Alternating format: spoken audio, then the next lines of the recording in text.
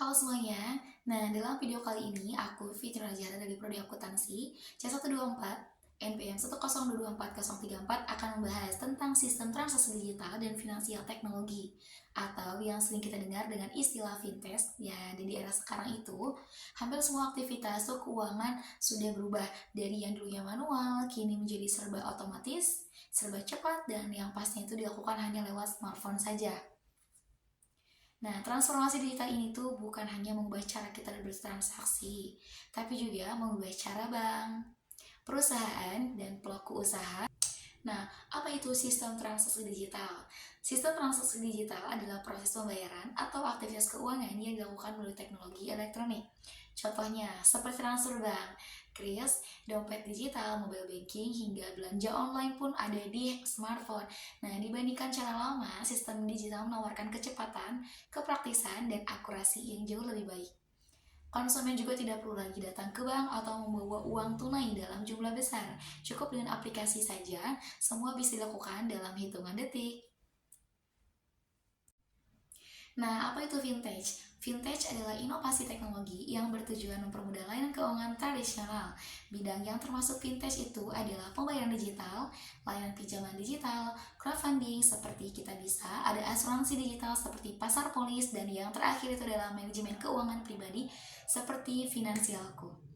Pada intinya, fintech itu membuat akses layanan keuangan menjadi lebih mudah, cepat, murah, dan pasti juga terbuka untuk semua orang, termasuk UMKM dan masyarakat yang sebelum itu sulit mengakses bank. Mengapa transformasi digital itu sangat penting? Ada beberapa alasan mengapa sektor keuangan harus bertransformasi. Yang pertama itu adalah standarisasi tinggi dengan proses digital. Data itu menjadi lebih rapi dan mudah diprosesnya. Yang keduanya itu adalah otomatisasi.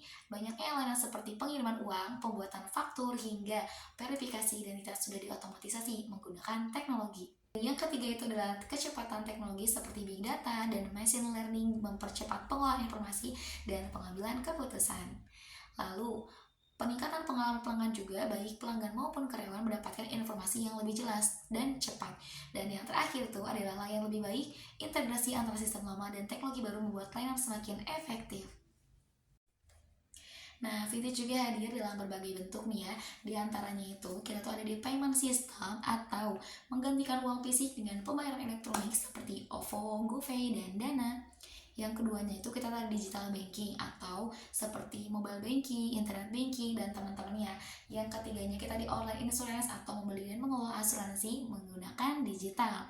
Yang keempatnya itu kita ada di P2P lending atau mempertemukan peminjam dan pemberi dana tanpa perantara bank. Dan yang kelima kita di crowdfunding atau menggalang dana untuk tujuan sosial ataupun bisnis.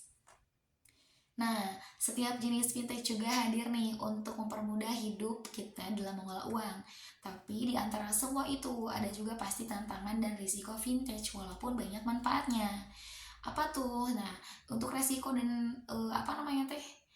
Nah, untuk risiko sama tantangannya itu diantaranya itu adalah di keamanan data dan cyber, lalu ada di potensi penipuan ataupun gagal bayar, ada juga penyalahgunaan data, atau ada juga ketiadaan regulasi yang jelas pada awal perkembangan.